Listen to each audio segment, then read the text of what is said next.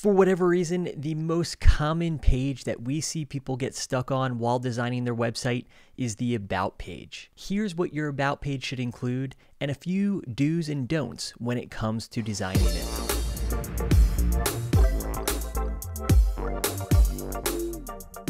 What's up, friends? My name is Davey with Davey and Krista, where we help people build brands and websites that reach more people, generate more leads, and ultimately grow your business. Before we get started, make sure you hit that thumbs up and subscribe to this channel so that you don't miss any future content. And of course, if you have any questions about this video, drop them in the comments below and we'll be sure to get back to you. All right, let's dive into it. Every About page should include these 5 things. Start with a hook and a claim. Remind people, why are they on your website? What problem is it that you're solving? And why is your business the best possible business to solve that problem or meet that need? You should always be pointing people back to the transformation that you offer people. Social proof. It's great that you say you can do it, but it's even better when other people say that you can do it as well. Be sure to include some examples of your work or imagery that supports the claim that you're making. This doesn't necessarily have to be something like a full case study, but it could be the highlight of a case study. Or it could be a little sneak peek at maybe some of your best portfolio work. The 4th thing you need is some biographical information. I mean, it is an About page and people are there to learn a little bit more about you or your business. And then lastly, make sure you have a call to action. Make sure you're getting people to that next step. If you were to include just this information, you'd be off to a great start. But let's dive in and explore some of these elements a little bit further. Do this. Tell people the beginning of the story. You don't have to tell the entire story. Give people an idea of what your business is about, how you got started, and what you can do for them. Lay the foundation for what people can expect going forward. Remember, they don't need to know everything at this point. You don't want to be an oversharer. Your story will continue to unfold over the course of your client experience. Parts of it will be shared over your social media channels like Instagram stories, your blog, and then of course the interactions that you have with a potential client. Do this. Share about you and your business, but don't make it all about you. We wouldn't make a conversation all about us in real life, would we? So why would we do that on our About page? Yes, people want to know about you and your business. That's why they're on your About page.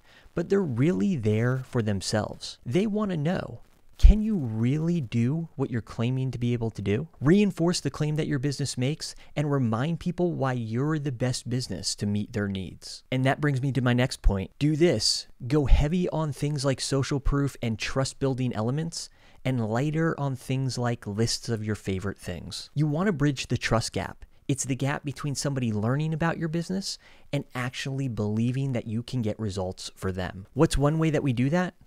Including a lot of social proof on our website, especially our About page. Lists of your favorite things aren't necessarily bad, but you want to make sure that they're intentional, that they're well thought out, and that they build your brand instead of distracting from it. For instance, a wedding photographer might share a list of her favorite married traditions with her husband. Something like that could be easily tied into what she does and how she looks forward to documenting her couple's new married traditions. Something like that could certainly build her brand. But a wedding photographer who shares that her favorite fast food restaurant is Chipotle just sort of seems irrelevant and random. We want to make sure that on our About pages, we are convincing people that we are capable of doing what we say we can do. And one way we do that is through lots of social proof. Do this. Focus on conversion, even on your About page. Don't let being creative distract from the goals of your website. We should choose clarity over creativity, and that's not to say that these two things are mutually exclusive. But at the end of the day, we want to make sure that we're clear. Every page of your website should be designed to get people to the next step,